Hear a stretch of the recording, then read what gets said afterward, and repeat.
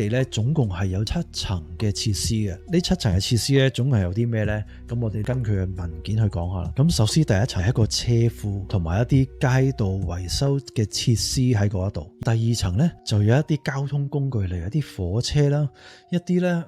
總之係有一啲磁力嘅一啲穿梭嘅一啲車輛，同埋一啲呢，好似地鐵一啲行駛喺隧道嘅一啲車輛嗰度出現過。咁而第3層呢，就有啲行政嘅辦公室咁樣嘅。咁第4層呢，有一啲叫做人類光環研究啊，即係一啲腦電波啊，一啲意識啊，一啲研究嘅嘢，同埋一啲夢境控制啊嘅一啲實驗場咁樣嘅。而第5層呢，就係一啲外星人嘅宿舍，即係啲外星人住嘅地方，有好多呢房間係俾佢哋住嘅。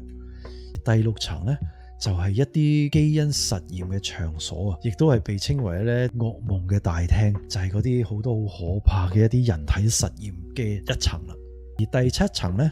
就係一個低溫儲存庫啊，嗰度存放咗咧數千個嘅人類嘅活體同埋一啲咧外星人嘅胚胎喺嗰度。呢個卡斯特洛咧亦都去補充啦，呢